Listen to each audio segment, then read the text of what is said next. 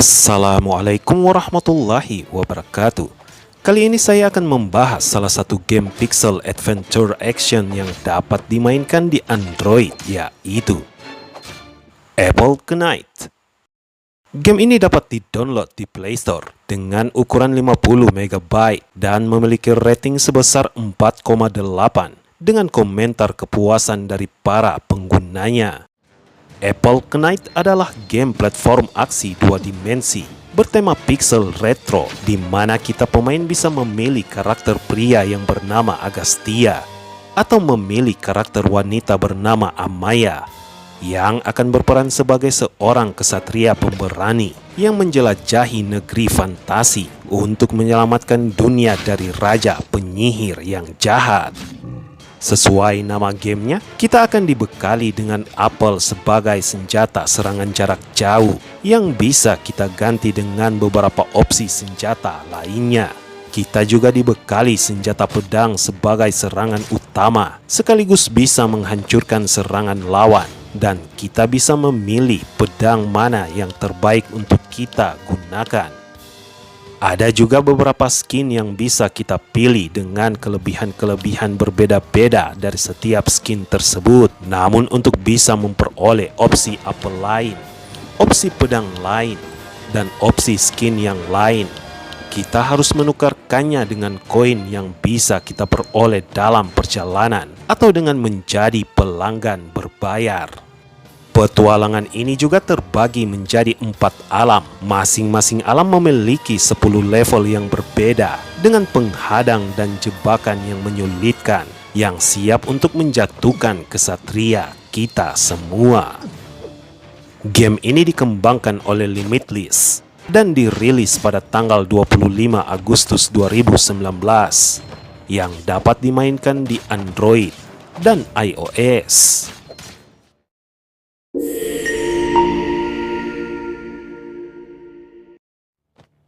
Permainan dimulai dengan seorang kesatria pemberani. Karena saya menggunakan gender laki-laki, maka MC kita bernama Agastya. Dia bertemu dengan Geraldine, seorang penyihir baik dan ramah yang memiliki satu tujuan sama, yaitu mengalahkan raja penyihir yang jahat dan membersihkan setiap alam dari belenggu sang penyihir jahat bersama para sekutunya. Selama perjalanan nanti, Geraldine akan muncul di beberapa level dan memberikan misi sampingan kepada kita untuk membantunya mencari barang-barang yang dia butuhkan. Geraldine juga akan muncul dan membantu setiap kali kita melawan bos dari setiap alam. Selesai menyamakan persepsinya dengan Geraldine, Agastya memulai perjalanannya di alam pertama yang memiliki ciri-ciri lingkungan hutan dengan pohon-pohon berdaun hijau. Di wilayah ini, Agastya akan dihadang oleh prajurit berpedang biasa, penyihir penembak bola api,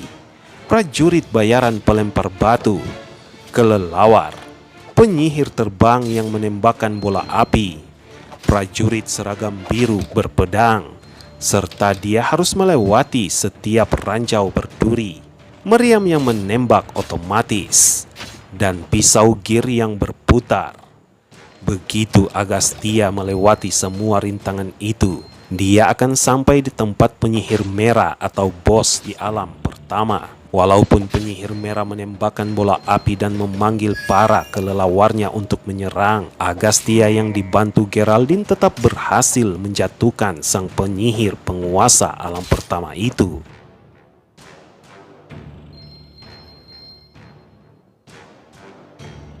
Selesai dengan alam pertama, Agastya melanjutkan perjalanannya ke alam kedua. Ciri-ciri alam kedua tidak berbeda dengan alam pertama, hanya saja potretnya seperti di sore hari. Musuh-musuh yang menghadang juga tak jauh berbeda dari alam pertama, hanya ada beberapa tambahan hadangan dan rintangan, yaitu prajurit bayaran pelempar bom, penyihir yang mensumon kelelawar, ranjau berduri yang berputar, roda ranjau yang naik turun, dan kombinasi dari semua ranjau maupun meriam dan pisau berputar yang sangat berbahaya.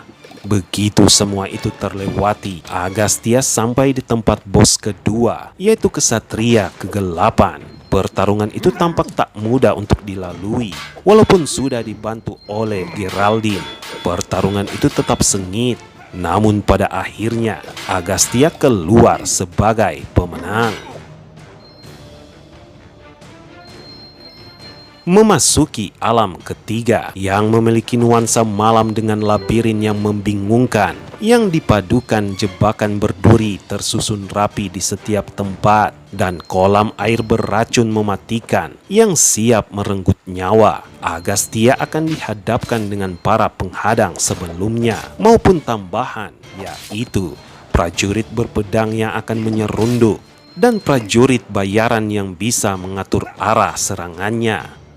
Agastya yang terus berusaha melewati semua jebakan labirin yang menghalanginya, akhirnya sampai di ruangan bos ketiga, yaitu raja yang telah jatuh. Walaupun sulit untuk mencari celah sang raja yang telah jatuh, Agastya yang dibantu Geraldine tetap memberikan perlawanan yang berimbang hingga mereka berhasil keluar sebagai pemenang. Memasuki alam keempat, topografi yang ditampilkan adalah kedalaman bumi yang memiliki lava membara dengan berbagai macam jebakan mematikan yang ditempatkan pada posisi yang sangat menyulitkan dan menghambat perjalanan. Ditambah lagi para penghadang semakin bervariasi. Ada cacing yang menembakkan lava, tengkorak yang bisa sihir api, dan penyihir yang mensumon tengkorak penyihir. Setelah melewati semua rintangan dan hadangan yang bertubi-tubi, Agastya akhirnya sampai di tempat bos terakhir atau Raja Penyihir yang jahat. Walaupun Raja Penyihir jahat dapat mengendalikan naga untuk menyembur api dan mensumon tengkorak penyihir sesuka hati, Agastya yang dibantu Geraldine tetap berhasil menumbangkannya.